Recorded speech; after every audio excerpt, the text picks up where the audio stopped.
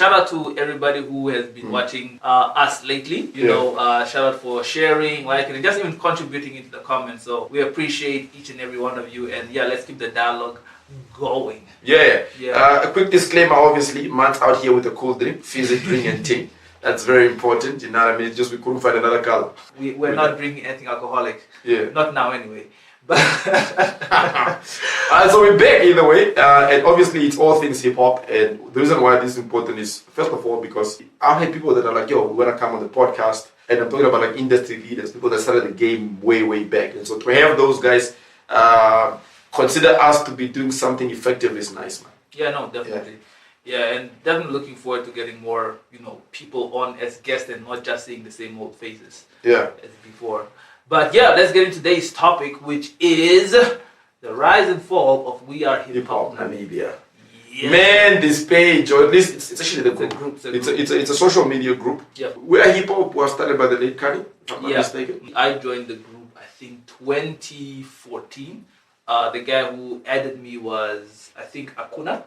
Oh, yeah. Yeah, this is Hilofa 94's brother, so shout out to that dude. Yeah. So he's the one who added me onto the group. And the group, like when I joined, I felt like it was something that was necessary. Yeah. Like, legit, we needed something like this in that. What type of conversations was on at that time? I mean, 2014 is fairly...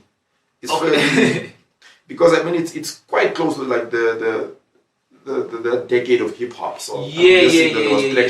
No, there was a lot of good conversations and good content that was on there.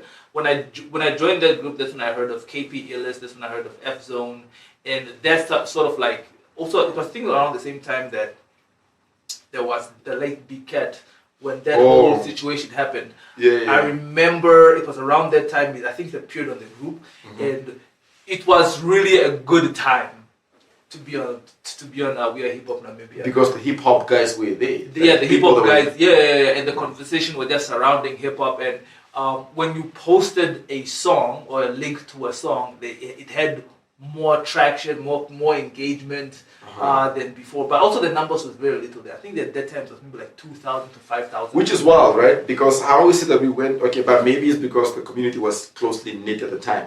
Because one, how do you justify the fact that with so few people you were able to have that much engagement and that much interaction, as opposed to now that it's way over 15,000 people? I think the reason behind that would be because the number is small and people tend to know each other to some degree. It's easier to communicate.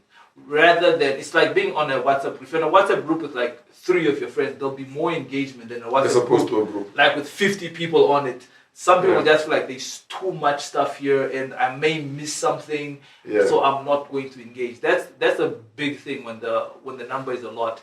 That there's just so much content and so much information that's going out that you feel that if I'm already not reading what's on here. Then why should I post? So the rise and fall of We Are Hip Hop Namibia, and I think as far, and we're not saying this as a genre, we're saying it as perhaps the objective of the guys who started the group, because we know the description used to be there, but I think when I joined, it was also around the time where it's okay to not like somebody personally, but I mean, like, I don't understand why that must be some point of trying to make an example. You see what I'm saying? So it became that. For me, it became a space where people could just attack each other, and that was not happening for me. That was sort of like everything was a problem, and you don't like how your posters designed. But you know the thing. When I joined, the good thing about it was that it was a place for rappers to interact with each other, like in front of people who want to see that interaction. Yeah. So, for example, like when the beef between F Zone and J Black was taking place, I remember always going onto that group to be updated with like, where is it now? There was that little era. There was that little era of beef on hip hop Namibia where people made songs about each other. I'm not gonna mention names, but it was like 5-minute noodles. Oh yeah. No. Okay, so I will say there was as much as I don't like beef and stuff like that, I enjoyed the fact that the group was a place where when rappers are beefing with each other, it's like you go onto there and you go see, the chaos unravel. So that was a pretty dope thing about it. But early in the day, like I said, it was dope for the engagement. If you're an artist and you're looking for a feature, you go onto there. If you're trying to discover a new and upcoming artist, you would go on there. Would go on there, and it was very simple back then because I remember Ray. That's where I discovered Ray. Ray would come up. You see how he comments, and then you also fell in love with the person's personality. Sometimes even before you hear their music. Yeah. So these guys that would be posting a lot on the group, just commenting and stuff like that, you would end up going to follow their music. And then you'd be like, oh, this guy's... checking out their work and such, and so a group like that, I think, was necessary. Maybe what it did lack and why it potentially crumbled is the fact that there was not necessarily a proper plan, like an execution. Because look, like I said, the idea is if there's like 15,000 of us and 3,000 of us are, say, in Windhoek, and there's a show being put on, sometimes the shows are for free. I would think, you know what I mean, that at least 1,000 people would rock up. And we've gone to shows that we've gone to shows that were really good. We've gone to shows that we just thought, the only other guest in that room was us. And no wonder only hip hop artists retire soon, bro. Because who are you doing the music for? Yeah. But what would you say, like, are your positive experiences on the group for yourself? On We Are Hip Hop, what I did like again was the collaboration efforts. So what it did, it brought you in close proximity with people to work with. Okay. For example, at the time we were doing Freestyle Friday on radio, so it became a much easier space to go out. I mean, we put up a poster there that we are doing this once, and since then we've had such a great backlog of rappers, so we didn't have to call them anymore. They were just tagged, and it was also through hip hop, through the We Are Nam hip hop page that guys like Harry then developed like the cipher, because the group became a feeding place. And you know, these things are attached. So We Are Hip Hop attached itself to the cipher. The cipher attached itself to Freestyle Friday. Freestyle Friday gave birth to a thing called Rap Attack, and it just did that. It formed, and you would say that it had the same type of people. But it was also good to see those people grow. You see what I'm saying? I mean, if you recall, one of the first shows we had, you listen to Feedy the Rapper that time, and then you listen to Feedy the Rapper during the time of the cipher. Very big difference. You see what I mean? And so it was like, here we speak, then we create a place for you to come show your skill. That's the cipher. Oh, okay, great. Now we're going to bring you to a much bigger audience. That's Freestyle Friday. Oh, great. Now we're going to take you from just being heard to being seen. That became Rap Attack. And now, ultimately, that's giving birth to even something like this. You see what I mean? So I think it's a much bigger advantage. Yeah, no, definitely. I agree with you on that, because it's kind of crazy when you think about it that a lot of stuff that we are having even currently there, especially when you say it like that, came from We Are Namibia. So that's massive. So I actually had a thought in my head and then it disappeared. Let me see if I can get it back. And no, it's gone. It's less. Okay, no, I got it. Yeah. So one of the things, going back to what you said about planning, it does feel that We Are Hip Hop Namibia was not planned. Like, from what it seemed like a passion project. Yeah, it felt like it was something that, hey, let me create this group to get rappers and lovers of hip hop together to engage with each other, and that's what it was. One of the problems that because there was no sort of like administration on the group. In fact, we are part of a different rap, Facebook group, Reform Bars, where they are like, there are guys who are managing that group where you can get kicked off. And nail, bro. Bruh, I'm telling you, if you are vulgar, if you are disrespectful and all these things, they kick you off of the group. Like, you get your warnings and stuff like that.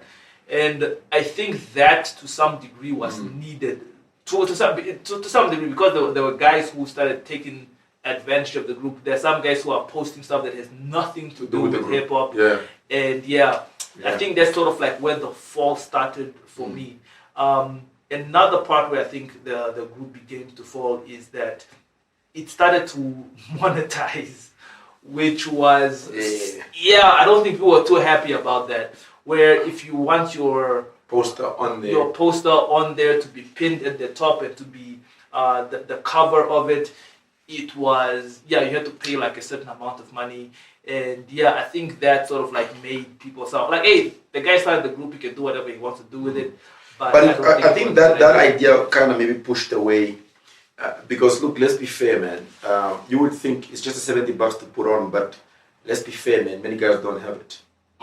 It's wild. Especially rappers. Especially rappers. Rappers ain't got it. And maybe rappers say, I should stop talking about your Lamborghini. You got a Lamborghini. Maybe talk about, I don't even have money for a Yango, bro. And maybe we can come out and sponsor you all like that. Sure. But a group like that is absolutely necessary. But my problem was that there was also like a generational gap. The people that created the blueprint kind of came out. And so when they did, it just became very fluid. You see, it's not a problem for people to have passions and they want to do music. It's a problem when there's nobody to delegate that task. Look, shows, hip-hop shows have become a thing of the past. And especially because why?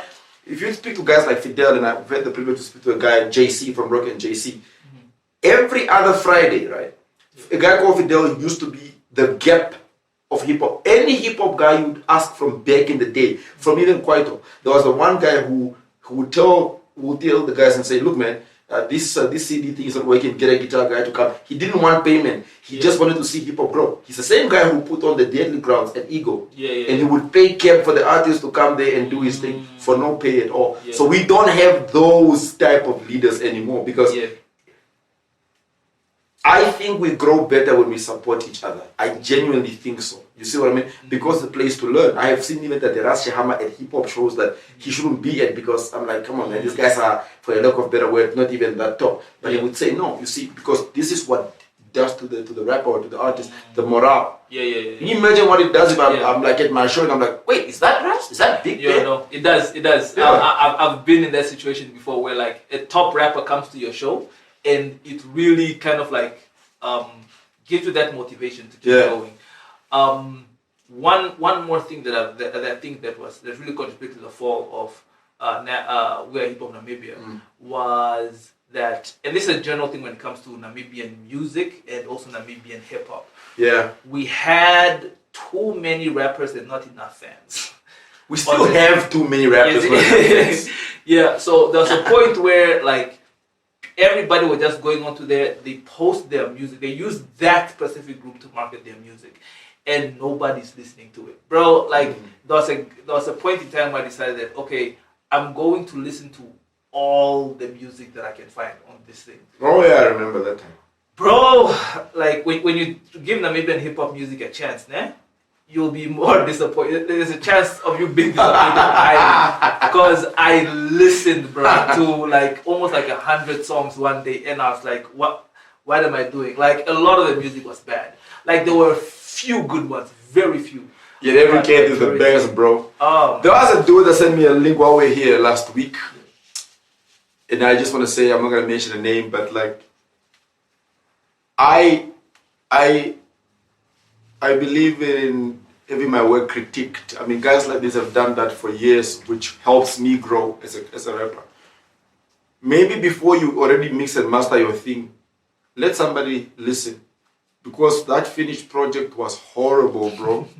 Horrible music. If you are listening to me today, at the sound of my voice, I am telling you, you know who you are. Stop, bro. I am telling you, bro. Stop it. It's not you. It is you. And it's not. It's like everything too. The mixing, the mastering wasn't working at all. You know what I mean? So I think that evaluation thing needs to happen. If we had that space where there's like a group that deals with evaluation, I think then that dish out, those 100 songs ought not to have been out. Because that's wasting money. You're not gonna force me to hear your thing. You know what I mean? If it's horrible, it's horrible. But anyway. But one question though, I think this is a more important question. Do you think that there's a chance for We Are Hip Hop Namibia to now come back to its former glory, or should we just abandon the platform altogether and move to something new? Because I remember there was a point I wanted to start up a different group. I got a lot of pushback from them. It's like, no, you're just jealous, what. But I think it is necessary for us to get back to that place. So do we abandon We Are Hip Hop Namibia, or do we try to give it a chance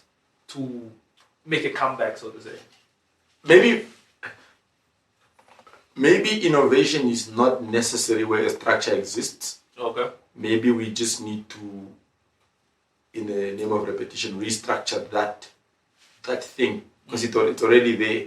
Yeah. Plus, it will take you some time to gravitate that traffic here. But look, the one thing that is also very iffy with hip hop is that we speak of it as a community, as an umbrella, but it's also very divided in a sense. It's so weird. It's like it's the one so-called genre that has got like a culture. We all speak it, we wear it, we slang it, but it's also the one thing that is very cliquey. And so maybe look, the people that started this idea, most of them I don't think are active on there anymore. I mean, rest in peace to guys like Keddy and Kanibal. But maybe it needs to have like a reformed approach. It's a proper admin. You know what I mean? You would need to have to earn your space to be in there. And what it can start to do, incentivize people. If we at hip hop can start to have like actual let's see each other events, because physical events, right, they help move traffic. And proper, like now how we're having this conversation about hip hop. This is what helps the thing grow. Because what if I put on a link and nobody responds? What makes you think I'm coming back tomorrow? You know? So maybe the links must even go through like the admin, the group. They can come and say, okay, here's the review for the links we got this week, and I think they are worth putting up on the group. So now you're creating it to be a lucrative group. I think that sounds solid. Simple as that, man. Boom.